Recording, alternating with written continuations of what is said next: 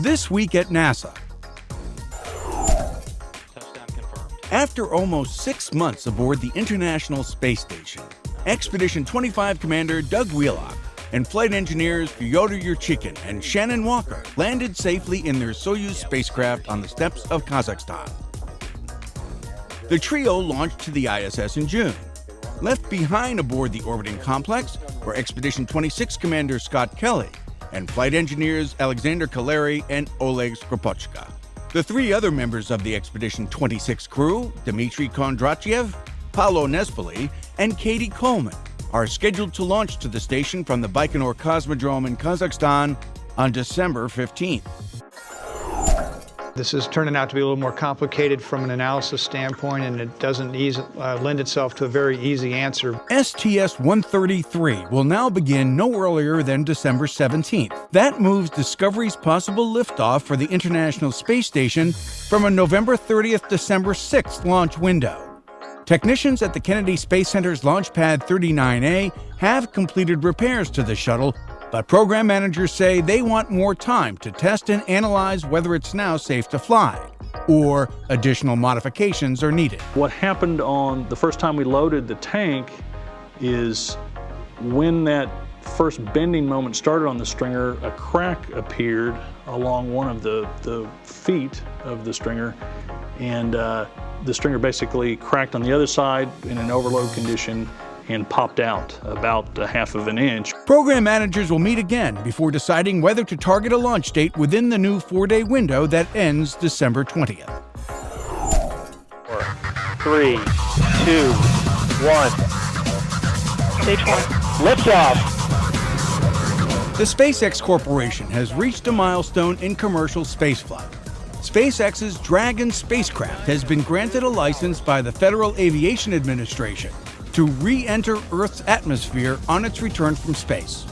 The Dragon, a free-flying, reusable spacecraft in development under NASA's Commercial Orbital Transportation Services, or COTS program, is designed to transport cargo and/or crew members to the International Space Station. Its first demonstration test flight atop SpaceX's Falcon 9 launch vehicle is scheduled for early next month. This is the first license issued by the FAA for a commercial spacecraft's re-entry from Earth's orbit. Do you have a telescope on board? And if so, what can you see through it? Hi, Elizabeth. Good question. We do not have a telescope on board, but we have very, very powerful camera lenses and some binoculars and things that we use.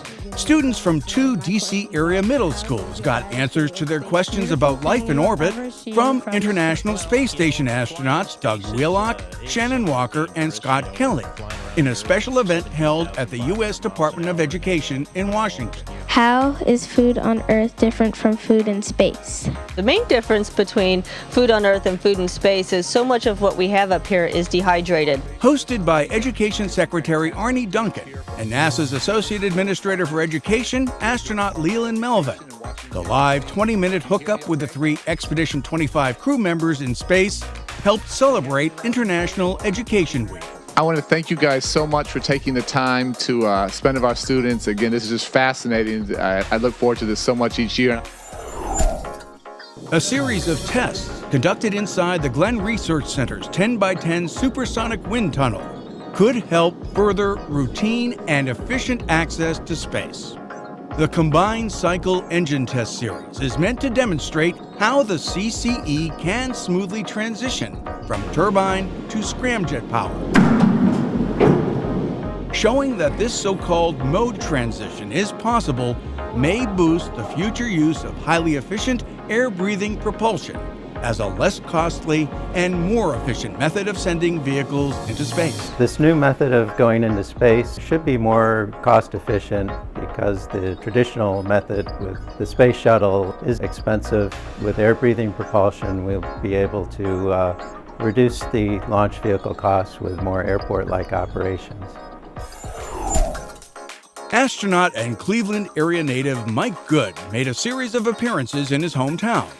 A veteran of 4 spacewalks, Good signed autographs in the NASA Glenn Visitor Center located at the Great Lakes Science Center. And before introducing the OmniMax movie Hubble, Good recounted his experiences aboard Space Shuttle Atlantis' STS-125 servicing mission to the telescope in May 2009. Please welcome Colonel Good to the queue as he returns to Cleveland. Good also attended two local sporting events, an NBA basketball matchup between his hometown Cavaliers and the visiting Indiana Pacers, at which he presented the Cavs with a team jersey flown with him aboard Atlantis during STS-132 earlier this year. That mission to the International Space Station also carried into space a Cleveland Browns jersey.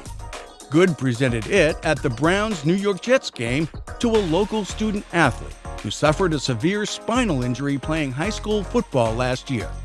Undeterred, Corey Rita plans on majoring in aeronautical engineering and someday working for NASA. And that's This Week at NASA. For more on these and other stories, log on to www.nasa.gov.